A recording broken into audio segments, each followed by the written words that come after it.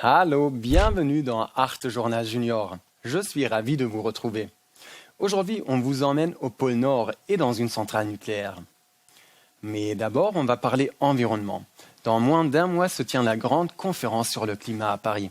C'est peut-être la dernière chance de sauver notre planète. Sinon, on risque de subir de plus en plus de catastrophes comme des inondations ou des sécheresses. La Chine, c'est le pays qui pollue le plus. C'est là-bas que François Hollande s'est rendu pour convaincre les Chinois de faire plus d'efforts pour le climat.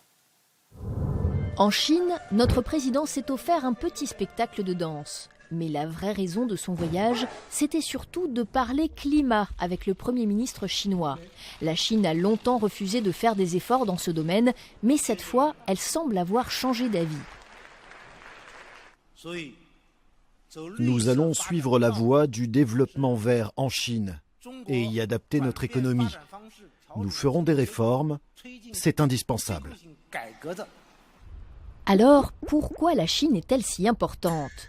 Parce qu'un habitant de notre planète sur 5 est un Chinois. La Chine produit 25% des émissions mondiales de CO2 et ça, c'est très mauvais pour le climat. Et surtout, l'industrie chinoise a fait un formidable bond en avant ces 10 dernières années. En partie parce que nous achetons là-bas tout un tas de marchandises pas chères. La plupart de vos chaussures, smartphones, jeans ou t-shirts sont fabriqués en Chine. Grâce à cela, le niveau de vie des Chinois s'est amélioré. Ils ont pu acheter plus de voitures et construire des routes. Du coup, dans les grandes villes comme Pékin, l'air est devenu si pollué qu'il présente un danger pour la santé des habitants. Et puis, la Chine consomme beaucoup d'énergie. Celle-ci est produite en grande partie à partir de charbon, ce qui pollue énormément l'air. Jusqu'à présent, la Chine refusait de limiter ses émissions de gaz toxiques pour ne pas ralentir son économie. Alors si aujourd'hui elle est vraiment prête à lutter contre le réchauffement climatique, c'est une très bonne nouvelle.